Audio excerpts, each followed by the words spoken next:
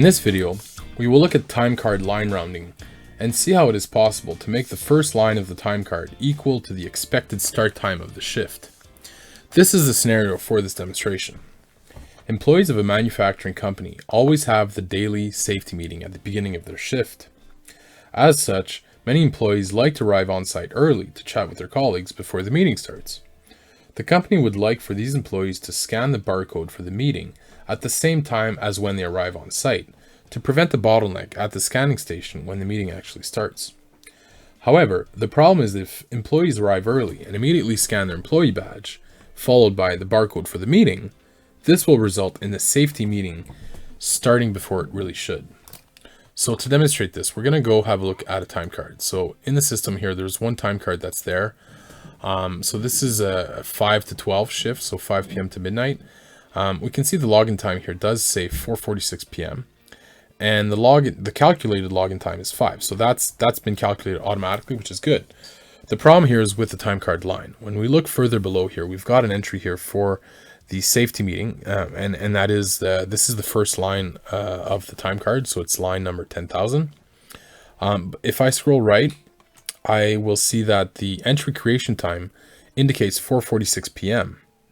So there's no rounding at all here, and as soon as this employee clocks off, the extra 14 minutes here will be included. So that's what we're trying to avoid here. So we're going to navigate to the shift pattern, and we're going to have a look at the shift in question. All right, so this is the 5 to 12 shift. There are a few actions here that come into play. So the calculated time rounding rules, again, we've got some rules that calculate the calculated log on and log off, which is good, and those are configured. What we want, however, are the line rounding rules. So I could access the rules here, and that's what I will do. All right, so we're going to create a rule here. So the type or the field, we want to make so this is the start time of the time card line. We want to make this field not rounded, but essentially equal to the calculated card in. So that's what I'm going to select. I have a quick comment. So first time card line equal shift start. Okay, so the filter here is what is important. We need to specify the first time card line. How can we do that? Well, we know for a fact that the first time card line is line number 10,000. So we're actually going to use the time card line number. So we're going to hit OK on that, and we're going to type in the value of 10,000. So because we know that the employees always have a safety meeting first thing, then we know that the safety meeting is always going to be the first thing on the time cards. All right, so that's all we need. So we're going to close that. We're going to close the shift, and we're going to close this here, and we're going to have a look at this in shop floor. All right, so I'm going to log in with an employee here.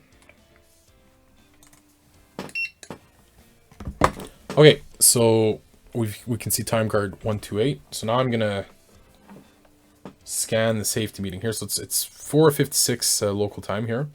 So we should see some magic happen.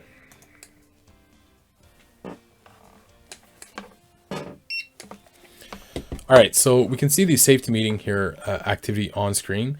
You'll notice here the time of 5 p.m. So that's good. Let's now go to Business Central and see what we've done. So I'm going to refresh my page here. All right, so I've got an extra time card here. That's 128. Looking at this time card, we can see the calculated login time is 5. That's perfect.